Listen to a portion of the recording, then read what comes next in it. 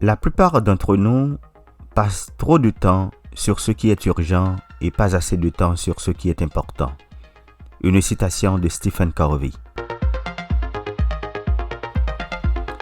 Bonjour et bienvenue sur Espace Méditation. Aujourd'hui, j'explorerai avec vous les 7 habitudes de ceux qui réalisent tout ce qu'ils entreprennent ont en commun. N'hésitez pas d'activer la petite cloche de notification et aussi de vous abonner à la chaîne pour ne rien manquer.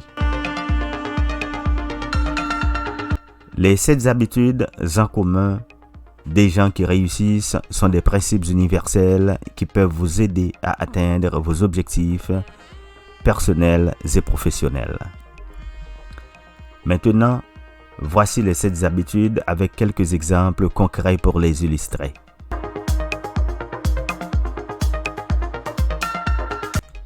Habitude numéro 1. Soyez proactif. Prenez l'initiative et soyez responsable de votre vie.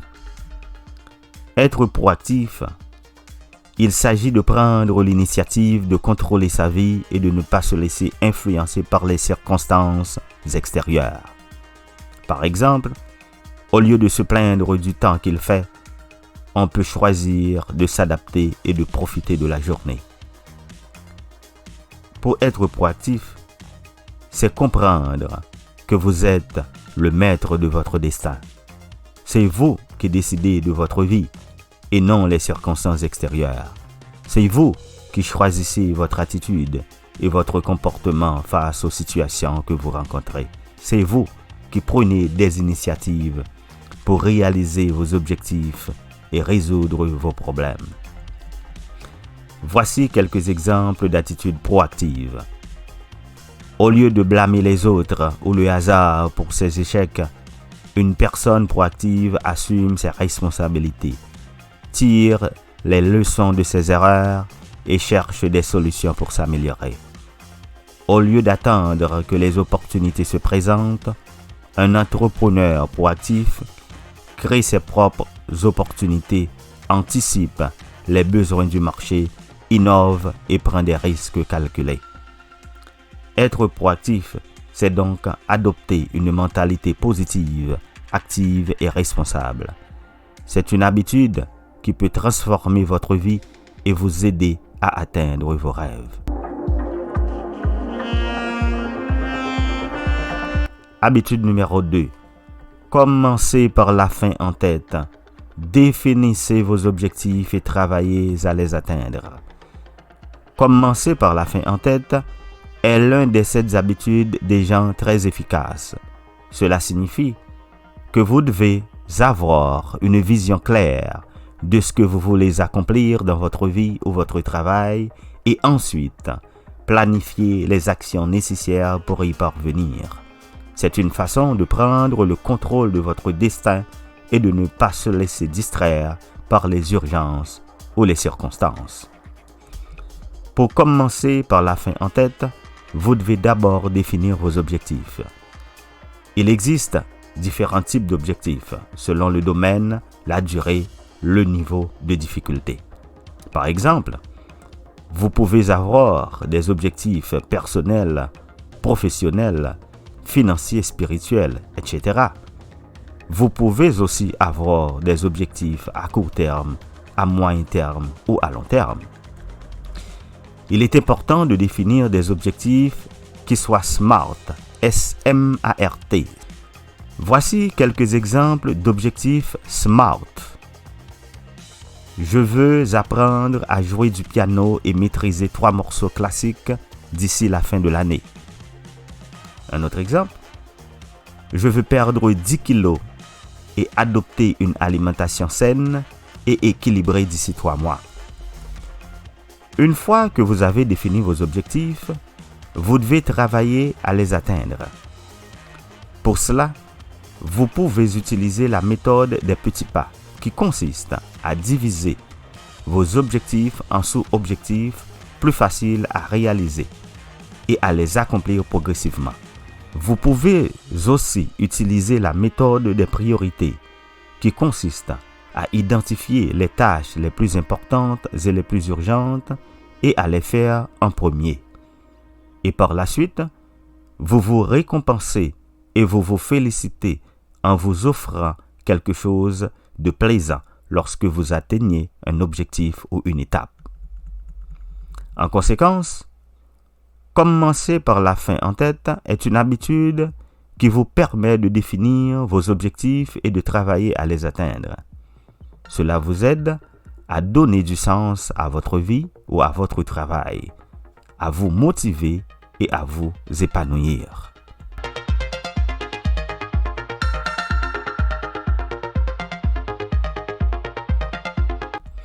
Habitude numéro 3. Mettez d'abord les choses importantes en premier. Établissez vos priorités et concentrez-vous sur ce qui est important. Cette troisième habitude, que j'aime beaucoup, est particulièrement pour moi la plus importante et la majorité de nos échecs se rapportent souvent ici. Pourquoi? Parce que en priorisant les urgences, nous oublions souvent les importances. Cette habitude consiste à gérer son temps et ses activités en fonction de ses priorités et de ses valeurs, et non pas en fonction des urgences ou des pressions extérieures.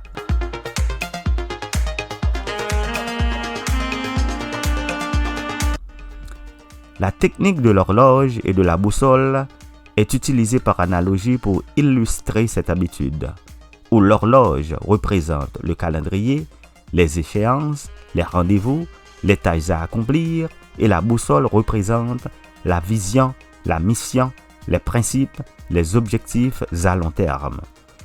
Il s'agit de se guider, non pas seulement par l'horloge, mais aussi par la boussole, c'est-à-dire par le sens et la finalité de ce que l'on fait. Pour cela, je vous demande de vous référer à la méthode de gestion du temps basée sur une matrice à 4 cadrans proposée par Stephen Covey, qui classe les activités selon 2 critères, c'est-à-dire leur importance et leur urgence. Voici la matrice. Regardez bien. Pour le cadran numéro 1, importance, oui. Urgence, oui. Cadran numéro 2, importance, oui. Urgence, non. Cadran numéro 3, importance, non. Urgence, oui. Et cadran numéro 4, importance, non. Urgence, non. Si vous examinez bien la matrice, et selon Covey, le cadran numéro 2 est le plus important pour être efficace. Il regroupe les activités qui ne sont pas urgentes, mais qui sont importantes, c'est-à-dire qu'elles contribuent à notre mission, à nos valeurs et à nos objectifs à long terme. Ce sont les activités que nous savons que nous devons faire, mais que nous avons tendance à négliger. Et ici, j'insiste sur le mot négliger, très souvent parce qu'elles ne sont pas urgentes. Covey suggère de consacrer plus de temps au cadran numéro 2 en réduisant le temps passé au cadran numéro 3 et 4 et en anticipant les activités du cadran numéro 1. Pour identifier les activités du cadran numéro 2, Covey recommande de définir ses rôles principaux dans la vie et de fixer chaque semaine des petits objectifs pour chaque rôle. Il s'agit ensuite de planifier ses activités avant de remplir son emploi du temps avec les autres tâches. Ainsi, on s'assure de maintenir un équilibre entre les différents aspects de sa vie.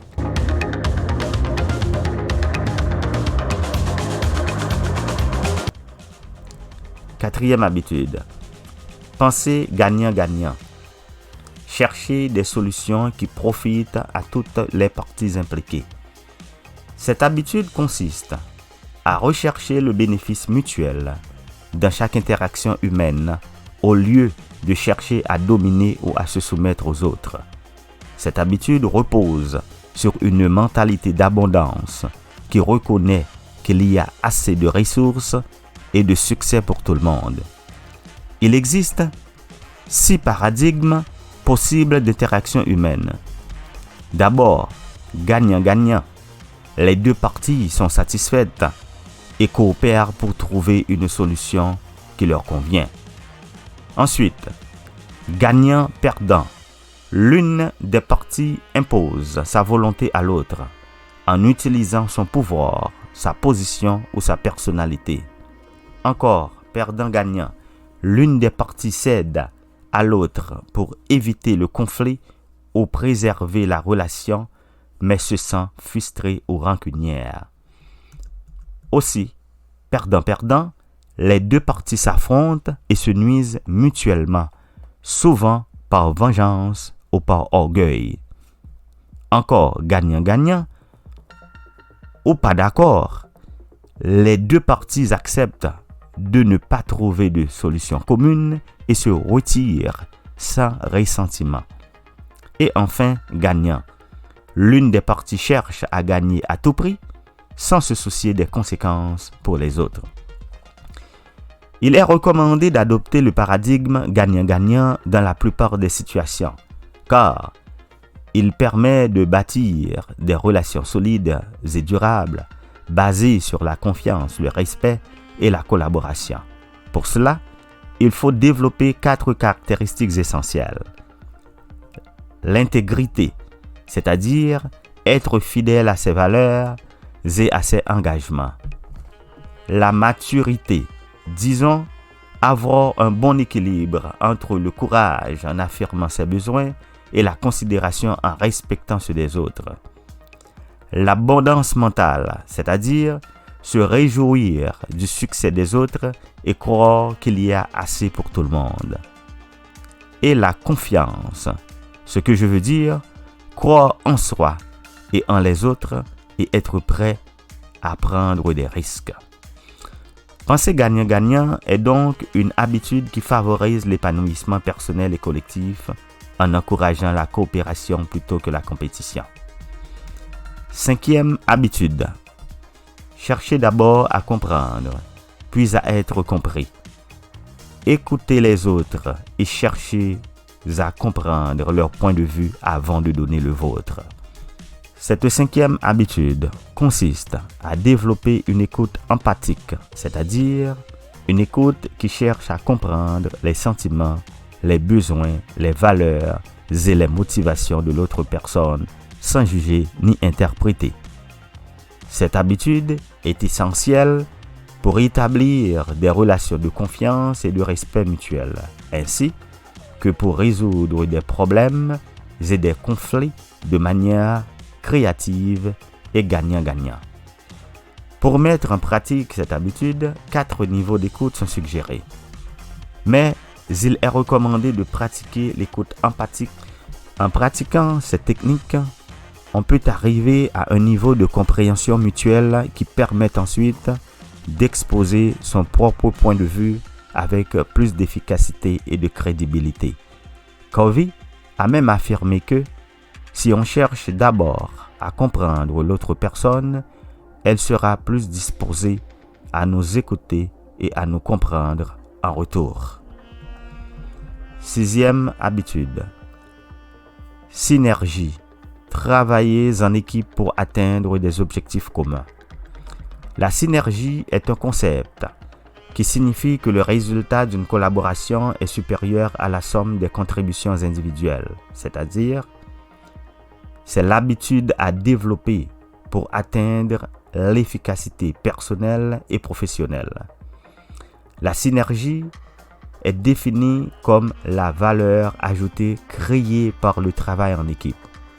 La synergie permet de résoudre des problèmes complexes, de stimuler la créativité, de favoriser l'innovation et de renforcer les relations interpersonnelles. Elle repose sur quelques principes comme écouter avec empathie, c'est-à-dire chercher à comprendre le cadre de référence, les besoins, les sentiments et les motivations des autres avant d'exposer son point de vue. Rechercher le gagnant-gagnant, Adopter une attitude coopérative et non compétitive. Viser des solutions qui bénéficient à toutes les parties impliquées et non pas seulement à soi-même. Et enfin, gérer les conflits constructivement. Exprimer ses désaccords avec respect et ouverture. Chercher à comprendre les causes du conflit. Trouver des solutions créatives et satisfaisantes pour tous. En résumé, la synergie consiste à travailler en équipe pour atteindre des objectifs communs en respectant la diversité, en écoutant avec empathie, en recherchant le gagnant-gagnant, en créant une vision commune, en capitalisant sur les complémentarités et en gérant les conflits constructivement. 7e et dernière habitude, aiguiser la scie. Prenez soin de vous physiquement, mentalement et émotionnellement pour être plus efficace. Aiguiser la scie est la 7e et dernière habitude qu'utilisent les gens efficaces. Cette habitude consiste à renouveler et à améliorer les 4 dimensions de sa vie, le physique, le mental, l'émotionnel et le spirituel. Le principe de cette habitude est de se considérer comme une scie qui doit être affûtée régulièrement pour être plus efficace. Si on néglige de prendre soin de soi, on risque de s'user, de se fatiguer, de perdre sa motivation et sa créativité. En revanche, si on se consacre du temps pour se ressourcer, se former, se détendre et se connecter à ses valeurs, on augmente sa capacité à faire face aux défis et à atteindre ses objectifs. Voici quelques exemples d'activités qui peuvent t'aider à aiguiser la scie dans chaque dimension. D'abord sur le plan physique, c'est-à-dire faire du sport, manger sainement, dormir suffisamment, se relaxer, etc. Mental, tel que lire, apprendre, écrire, réfléchir, résoudre des problèmes, etc. Émotionnel, par exemple, communiquer, écouter, exprimer ses sentiments, rire, aimer. Et enfin spirituel, c'est-à-dire méditer, prier, faire du bénévolat, respecter la nature. Aiguiser la scie est une habitude qui demande de la discipline, de la planification et de la priorisation. Il faut savoir se fixer des objectifs personnels et professionnels, établir un plan d'action et un calendrier, réserver du temps pour soi. Il faut aussi savoir s'adapter aux changements et aux imprévus et se remettre en question. Aiguiser la scie est une habitude qui permet de s'épanouir, de progresser et de s'harmoniser. Elle favorise l'équilibre entre les différentes sphères de sa vie et renforce son estime de soi. Elle stimule aussi la créativité, l'innovation et la performance. Merci de votre écoute et bonne journée.